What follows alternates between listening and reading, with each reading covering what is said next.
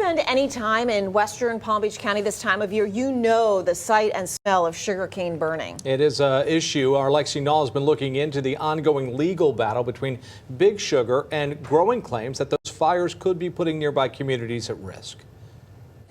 This gray-looking cloud over my shoulder here is a mark of sugarcane burning season in the Glades. For about 6 months out of the year, that smoke will fill the air and ash settles on everything. Now a class action lawsuit over whether this time-honored farming practice is damaging residents' health is at the center of an ongoing battle in Tallahassee.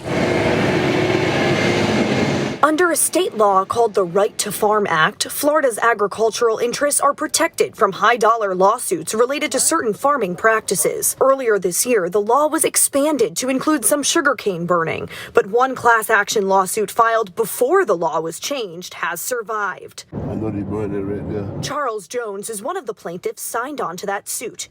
That's loaded with cane. You see the sugarcane? Jones worked beneath the smoke from the sugarcane fields for years. Now he suffers from breathing problems. It's been rough. You know, my wife she's on a breathing machine, and I take one, and my daughter, she's on one. And though sugar companies have repeatedly called on the courts to dismiss the lawsuit, a federal judge is allowing it to move forward.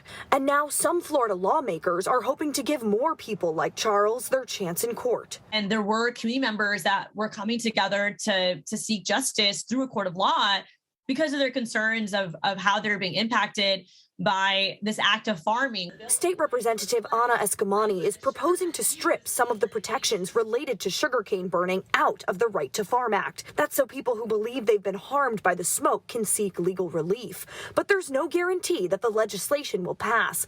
The Right to Farm Act has broad support on both sides of the aisle, and many local officials defend laws protecting sugar production, the region's largest employer. But Eskamani says she and her co-sponsor are committed to seeing this through. We filed this repealer to, at the very least, send a message both to lawmakers and the sugar industry that we're not going to continue to allow them to just write laws that benefit their bottom line when everyday people are negatively impacted. Reporting in the Glades, I'm Lexi Nall, CBS 12 News. CBS 12 News will be keeping an eye on this when lawmakers return to Tallahassee after the holidays and let you know where our local representatives and senators stand on the issue.